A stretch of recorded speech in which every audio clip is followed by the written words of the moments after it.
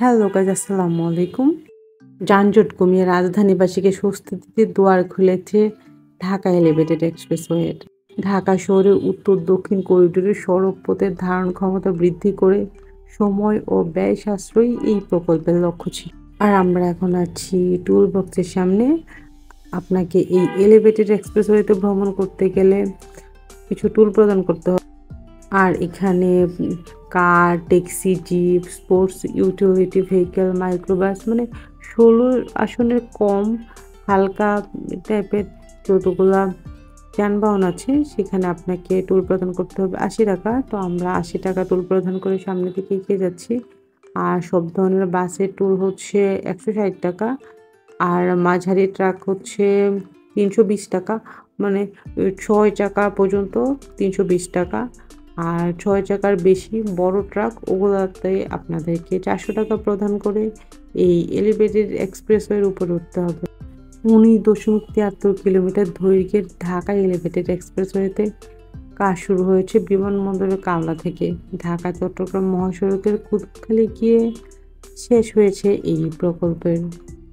কাওলা ফার্মগেট অংশের দৈর্ঘ্য ১১.৫ kilometre. ওঠানামার ramp হচ্ছে ১৫টি। এর মধ্যে বিমানবন্দরে ২টি, কুড়িল ৩টি, বনানীতে ৪টি, মহাখালীতে ৩টি, বিজয় সরণিতে ২টি ও ফার্মগেটে ১টি র্যাম্প রয়েছে। আর এটার গতিসীমা নির্ধারণ করে দেওয়া হয়েছে ঘন্টায় ৬০ কিলোমিটার। আর এখানে যে সমস্ত যানবাহন চলতে পারবে সেগুলো হলো তিন চাকার যানবাহন, মোটরসাইকেল, বাইসাইকেল, পথচারী হাঁটাচলা করা একদমই নিষেধ।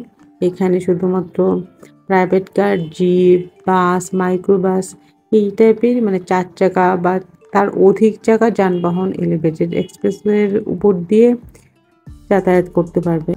এক্সপ্রেসের মূল দৈর্ঘ্য ১৯.৭৩ কিলোমিটার। মোট র্যাম্পের সংখ্যা ৩১টি র্যাম্পের দৈর্ঘ্য ২৭ কিলোমিটার। র্যাম্প সহ এলিভেটেডের মোট দৈর্ঘ্য ৪৬.৭৩ কিলোমিটার। এক্সপ্রেসওয়ের পথ কাওলা থেকে কুড়িল, বনানী, মহাখালী, তেজগাঁও, মগবাজার, মালিবাগ, খিলগাঁও, কমলাপুর হয়ে ঢাকা চট্টগ্রাম মহাসড়কের কুতুবখালী পর্যন্ত।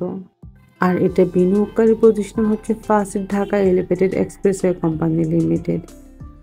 আর এই এলিভেটেড এক্সপ্রেসওয়ে চুক্তি স্বাক্ষর হয়েছিল ১৯ জানুয়ারি ২০২১ সালে। তারপর আরেকবার সংশোধন করা হয় আর সংশোধিত স্বাক্ষর ছিল ১৫ ডিসেম্বর ২০১৩ সালে। আর এটার জন্যে প্রস্তাবিত ব্যয় রাখা হয়েছিল ৮,৯৪০,১৮,০০,০০০ টাকা। এর মধ্যে বাংলাদেশ সরকার দেবে ২,৪১৩,৮৪,০০,০০০ টাকা। আর এটার কাজ শুরু হয়েছিল ১ জানুয়ারি ২০২০ সালে আর এটা শেষ হতে হতে ২০২৪ সাল হয়ে যায়। আর এলিভেটেড এক্সপ্রেসওয়ে নির্মাণকারী প্রতিষ্ঠান ছিল Italian Thai development public company limited ৫১%, চীনের Shandong international economic and technology cooperation group ৩৪% ও Sino Hydro company limited ১৫%। Dhaka elevated expressway বাংলাদেশের একটি সর্বোন্নত টোল রুট। ১৯.৭৩ কিলোমিটার রাস্তা দেশের প্রথম এলিভেটেড এক্সপ্রেসওয়ে হিসেবে বিবেচিত। ২০২৩ সালে আংশিকভাবে খোলা হয়েছিল। এটি ঢাকা বিমানবন্দরকে তেজগাঁও ফার্মগেট এলাকার সাথে সংযুক্ত করে। এটি নির্মাণের লক্ষ্য হল শহরের উত্তর অংশ এবং মধ্য, দক্ষিণ এবং দক্ষিণ-পূর্ব অংশের মধ্যে সংযোগ উন্নয়ন করে ঢাকা শহরের অভ্যন্তরে এবং এর আশপাশে ট্রাফিক ক্ষমতা বৃদ্ধি করা। এলিভেটেড এক্সপ্রেসওয়েতে যানবাহন ওঠানামা করার জন্য নির্ধারিত স্থান আছে। টোল প্লাজা ছাড়া ৪ লেনের এই এক্সপ্রেসওয়েতে কোথাও যানবাহন থামার যাবে না। পুরো এক্সপ্রেসওয়েটিতে সহজ শাহজালাল আন্তর্জাতিক বিমানবন্দরের কাছে কাওলা থেকে রেললাইন ধরে তেজগাঁও, মগবাজার, কমলাপুর হয়ে যাত্রাবাড়ির কাছে ঢাকা চট্টগ্রাম মহাসড়কের কুতুবখালী গিয়ে শেষ হয়েছে এটা। বাংলাদেশ সেতু কর্তৃপক্ষের দেওয়া তথ্য অনুযায়ী ২০২১ সালের জানুয়ারি মাসে সরকারি বেসরকারি অংশীদারিত্বে ঢাকা এলিভেটেড এক্সপ্রেসওয়ে প্রকল্প চুক্তি হয়। হযরত শাহজালাল আন্তর্জাতিক বিমানবন্দরে দক্ষিণে কাওলা থেকে শুরু করে মগবাজার হয়ে ঢাকা চট্টগ্রাম মহাসড়কের কুতুবখালী পর্যন্ত ২০ কিলোমিটার দৈর্ঘ্য এলিভেটেড এক্সপ্রেসওয়ে নির্মাণ প্রকল্প শেষ হয়েছে। এক্সপ্রেসওয়েতে চলাচল ইতিমধ্যে বিভিন্ন যানের জন্য আলাদা আলাদা টোল নির্ধারণ করা হয়েছে। এর মধ্যে সর্বোচ্চ হচ্ছে 400 টাকা আর সর্বনিম্ন টোল করা হয়েছে 80 টাকা। এক্সপ্রেসওয়েটি নির্মাণ, পরিচালনা ও রক্ষণাবেক্ষণের জন্য গঠন করা হয়েছে ফার্স্ট ঢাকা এলিভেটেড এক্সপ্রেসওয়ে নামে একটি বেসরকারি কোম্পানি।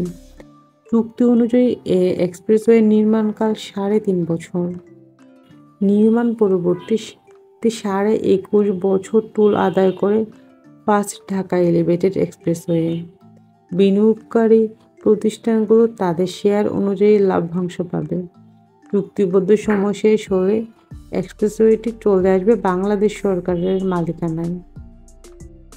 ঢাকা শহরে ভ্রমণ করা মানে হচ্ছে জ্যাম, হর্ন, হকার এই টাইপের এক্সপিরিয়েন্স, কিন্তু আজকে আমার এলিভেটেড এক্সপ্রেসওয়েতে ভ্রমণ করে একটা ভিন্ন রকম অভিজ্ঞতা হলো, যেখানে নেই কোনো জ্যাম, নেই কোনো হর্ন, নেই তেমন কোনো ধুলাবালি, একদমই ক্লিন একটা রাস্তা। আশা করছি আমার মতো যারা এলিভেটেড এক্সপ্রেসওয়েতে ভ্রমণ করেছেন তাদেরও সেই রকম একটা ফিল হয়েছে, কারণ ঢাকার রাস্তা মানেই তো প্রচুর রিক্সা, সিএনজি যান, মানে মোটরসাইকেল, সব কিছুর একটা কম্বিনেশন। বাট আমি এতক্ষণ ধরে যে উপরে ভ্রমণ করলাম সেখানে শুধুমাত্র আমাদের প্রাইভেট কার আর এই টাইপেরই কয়েকটা কার ছিল, আপনারা দেখেছেন পুরা ভিডিও জুড়ে। এই জন্যে আজকে আমার ভ্রমণ এক্সপিরিয়েন্স ছিল খুবই ভালো। তো যারা চড়েছেন তাদের কেমন লেগেছে অবশ্যই কমেন্ট সেকশানে জানাবেন। আর যারা এখন পর্যন্ত চড়েননি, আমি চাইবো এলিভেটেড এক্সপ্রেসওয়েতে কেমন লেগেছে সেটার অভিজ্ঞতা আপনারা ভ্রমণ করে ভিডিও কমেন্ট বক্সে জানাবেন। আর আজকের ভিডিও এই পর্যন্তই, ভালো থাকবেন। আর যদি চ্যানেলটা সাবস্ক্রাইব করে থাকেন ধন্যবাদ। আর যারা এখন পর্যন্ত সাবস্ক্রাইব করেনি, আমার পরবর্তী ভিডিওগুলো দেখার জন্য চ্যানেলটা সাবস্ক্রাইব করে রাখতে পারেন। আজকে এই পর্যন্তই, ভালো থাকবেন। আসসালামু আলাইকুম।